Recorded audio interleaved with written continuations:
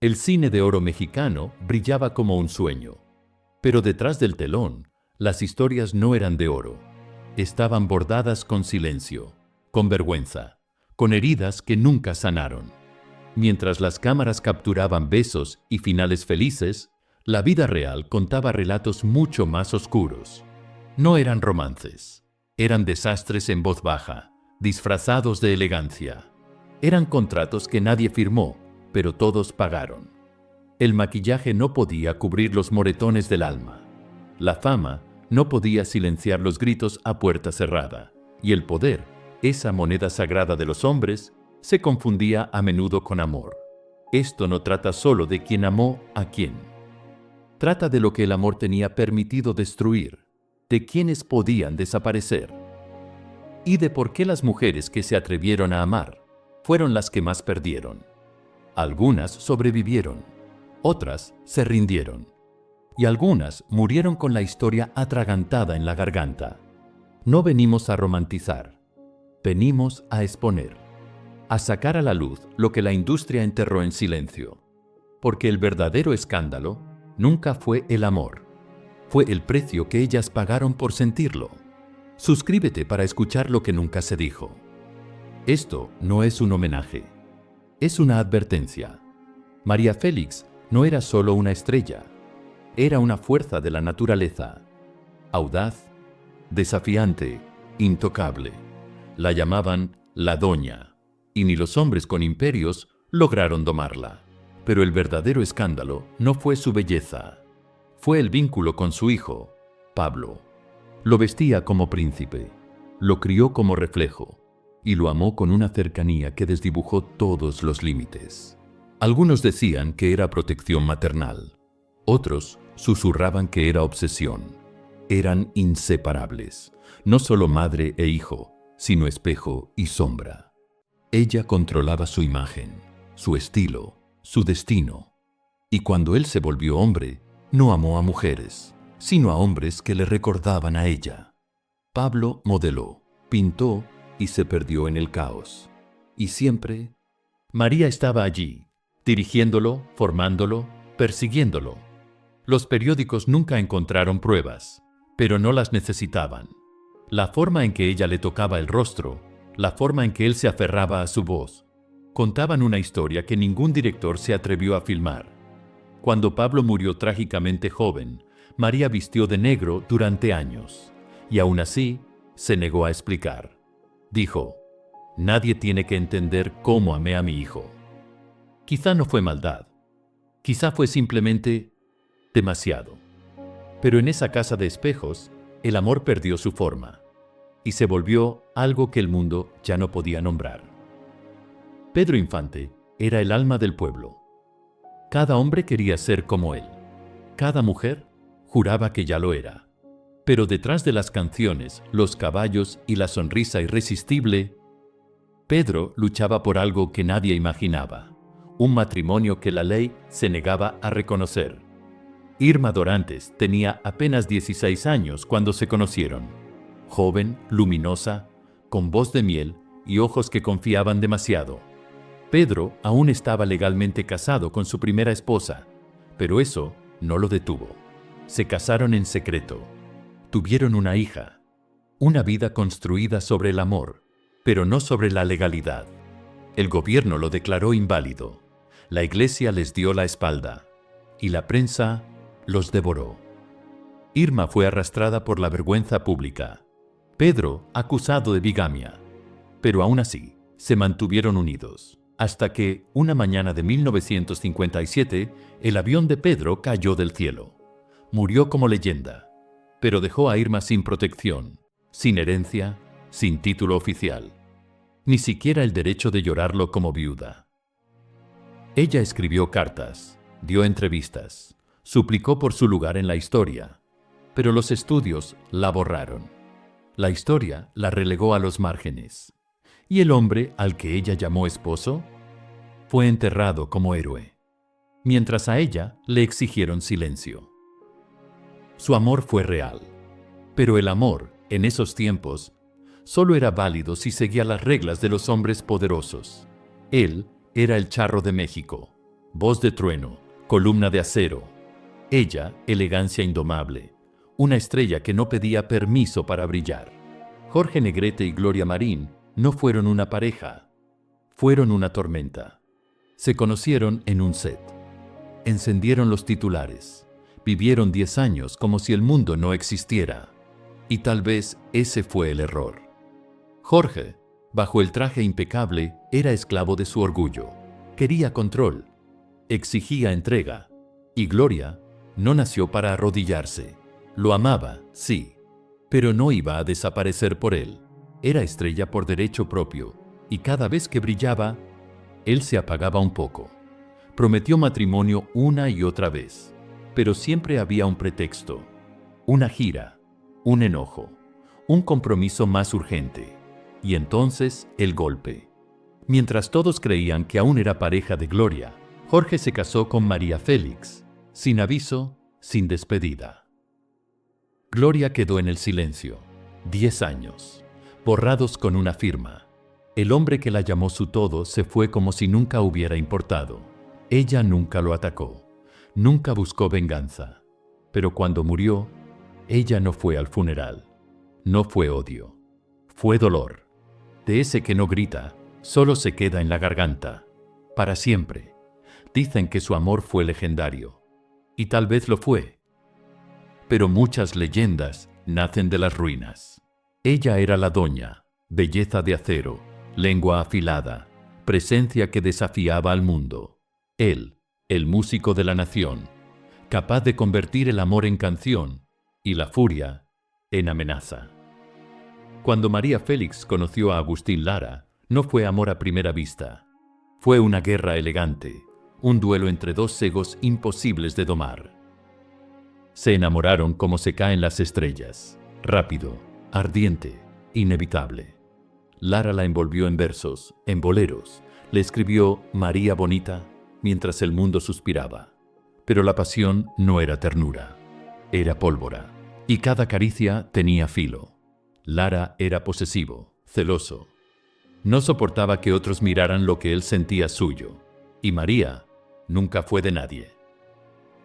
Se dice que en un arranque de furia, él disparó contra el espejo mientras ella se peinaba. El disparo no la tocó, pero el mensaje fue claro. Ni la poesía basta cuando el ego sangra. El matrimonio fue breve, doloroso, una danza entre joyas, insultos y reconciliaciones teatrales. María lo dejó, pero nunca lo borró. Cada vez que alguien la cuestionaba sobre Lara, ella respondía con elegancia y con una advertencia silenciosa. El hombre era un genio, pero también una sombra. Y quizás por eso, su historia vive en sus canciones, pero su herida en cada silencio de ella. Dolores del Río no necesitaba presentación. Era la primera gran diva del cine mexicano, y la primera en conquistar Hollywood con su rostro de mármol y voz de terciopelo. Orson Welles, por su parte, era un huracán, el niño prodigio, el autor de Citizen Kane, el genio que inventaba mundos y los destruía con la misma facilidad. Se conocieron en México. Él la miró como si viera a Cleopatra. Ella lo miró, como quien sabe que está frente a una tormenta. Y se enamoraron. Dolores tenía casi 20 años más que Orson, pero el tiempo no importaba. Welles la adoraba. La llamaba su diosa. Escribía cartas febriles, besaba sus manos en público y le juraba amor eterno. Pero Orson no sabía quedarse. Su alma era errante. Desaparecía en rodajes imposibles, proyectos inconclusos y madrugadas etílicas. Dolores, siempre elegante, lo esperaba, hasta que ya no pudo más. La ruptura fue silenciosa, sin escándalos, sin gritos. Solo una ausencia que creció hasta convertirse en olvido. Nunca hablaron mal el uno del otro. Pero en cada entrevista, en cada gesto, se notaba que algo quedó roto. Algo que ni la fama, ni los aplausos, ni las leyendas pudieron reparar. Dolores volvió a México.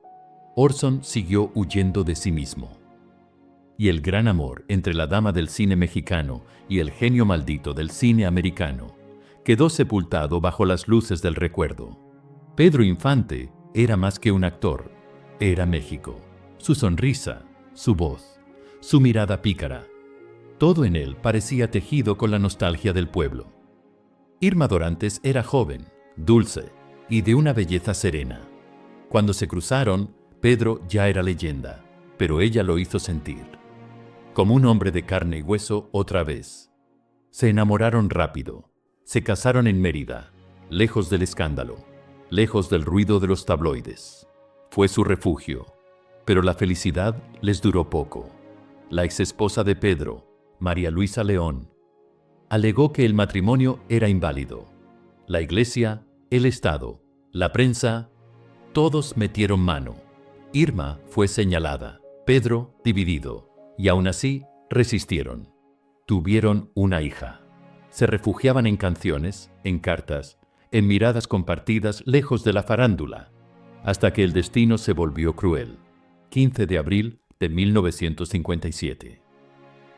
Pedro sube a un avión en Mérida. Nunca llega. El ídolo cayó del cielo, y con él una parte del alma de México. Irma quedó viuda a los 21, con una hija, con recuerdos, y con la sombra eterna del hombre que la amó hasta el último segundo. Nunca se volvió a casar. Nunca lo olvidó. Hasta hoy, cuando habla de Pedro, su voz tiembla.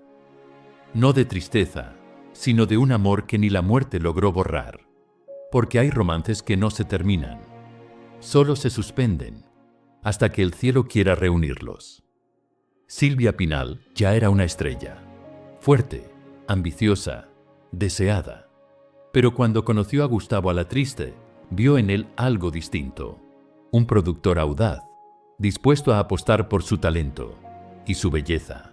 Se casaron rápido, tuvieron una hija, y juntos soñaron en grande.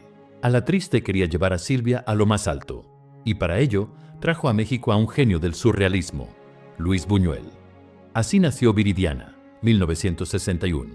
Silvia protagonizó, Alatriste produjo, Buñuel dirigió, y el mundo tembló.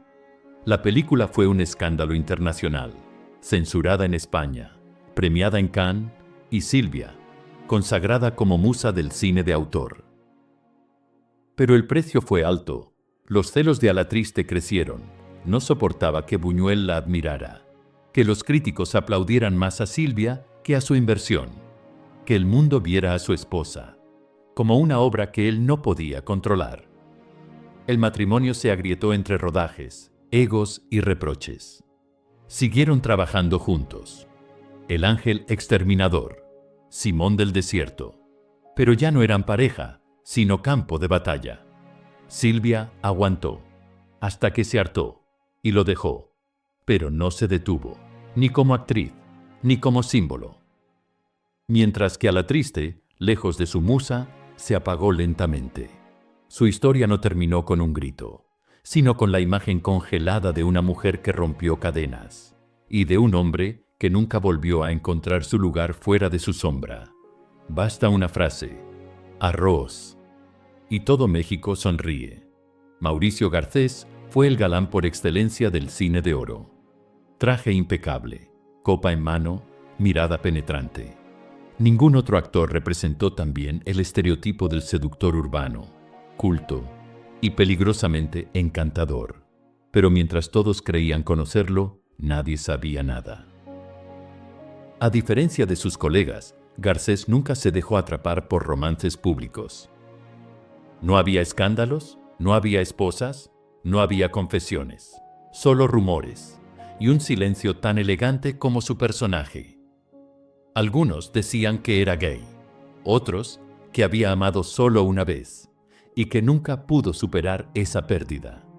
También se hablaba de relaciones con actrices famosas, siempre fuera del foco, nunca confirmado, nunca desmentido. Y eso lo hacía aún más irresistible. En un mundo donde todos vendían su vida privada para mantenerse relevantes, Mauricio construyó su leyenda, con el misterio.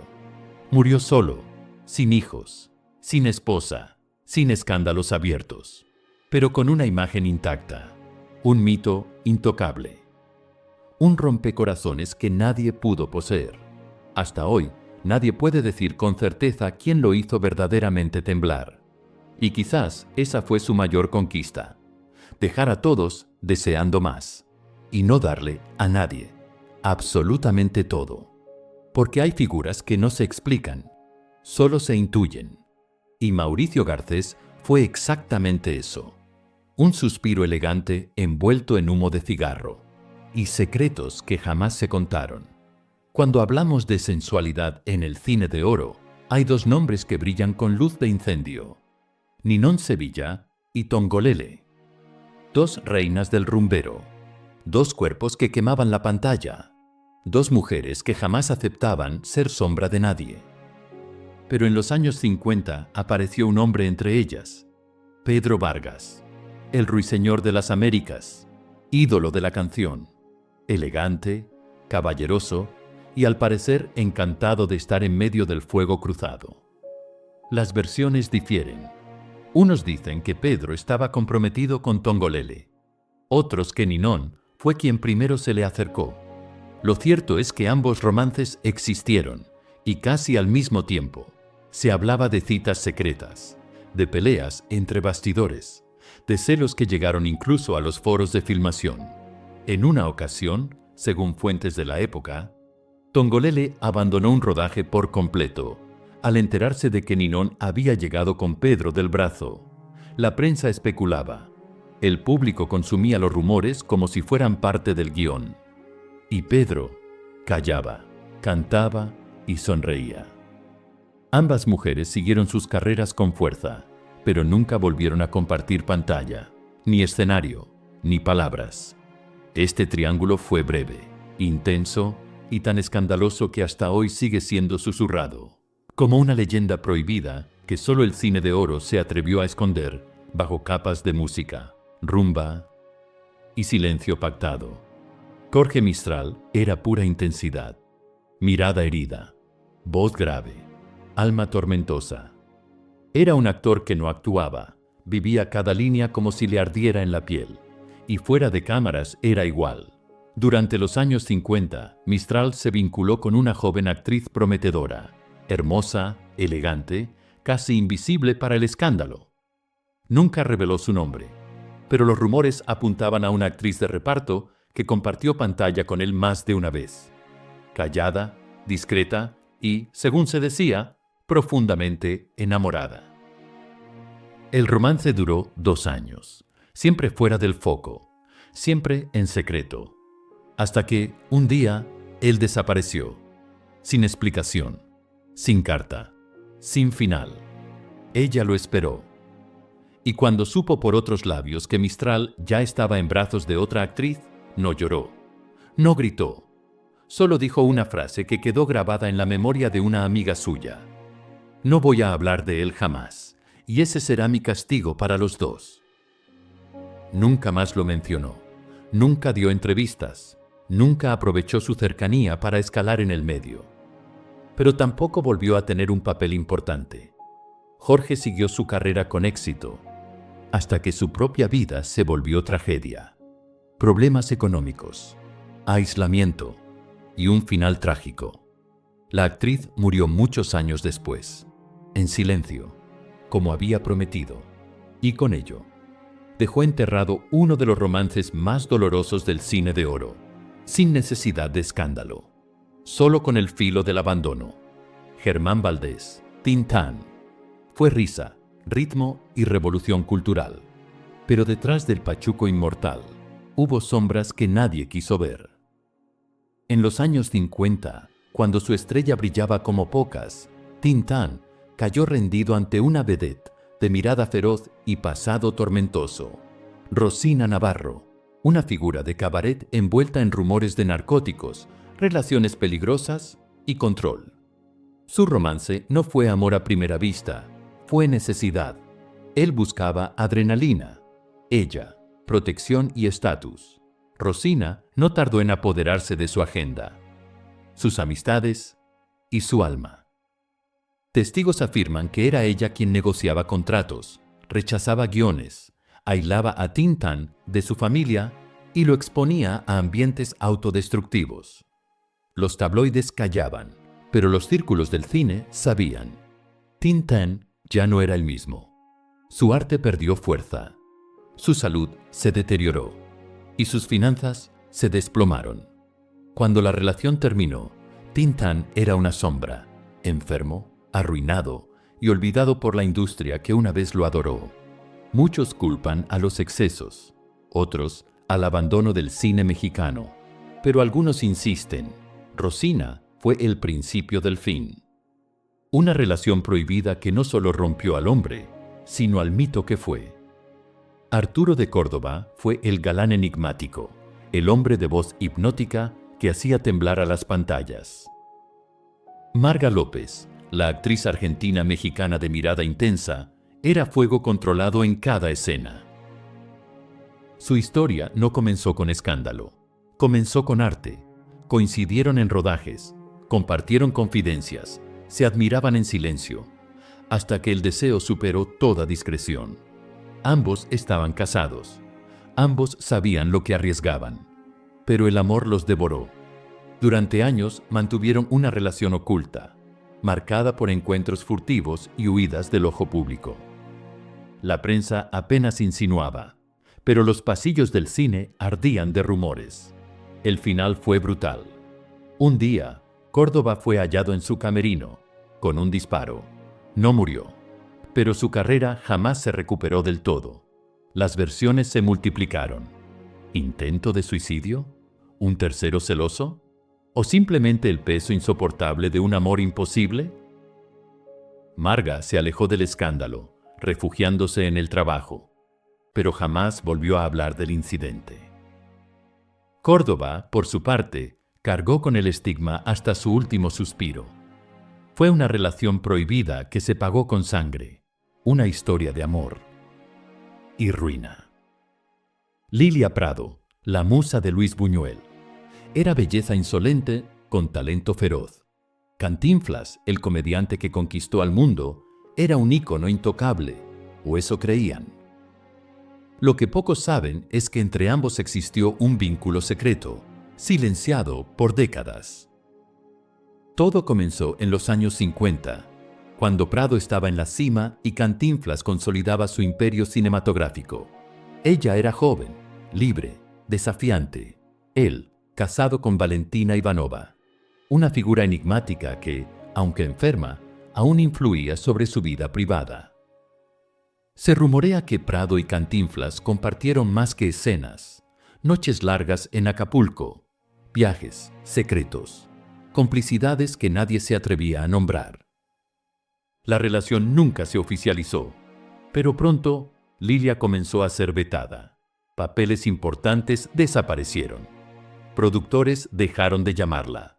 Muchos lo atribuyeron a la intervención de Valentina, otros al propio Mario Moreno, protegiendo su imagen pública. Prado jamás confirmó ni negó nada, pero en entrevistas posteriores dejó caer frases cargadas de significado. Hay hombres que, aunque te marquen, no pueden darte su nombre. Fue un romance enterrado por la maquinaria del poder, y quizás por eso duele más. Silvia Pinal, la gran diva del cine mexicano, fue mucho más que una belleza deslumbrante. Fue empresaria, pionera y también una mujer marcada por un romance prohibido que casi le cuesta todo. Antes de Gustavo Alatriste, antes de Enrique Guzmán, hubo un nombre que rara vez se menciona: Fernando Luján. Joven galán en ascenso, encantador, magnético, pero emocionalmente inestable.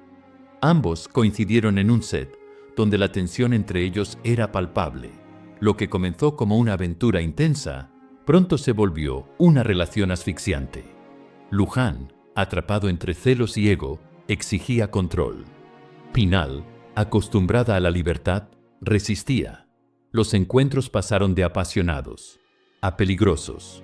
Hubo discusiones en camerinos, puertas cerradas con gritos ahogados, rodajes interrumpidos por dramas que no estaban en el guión.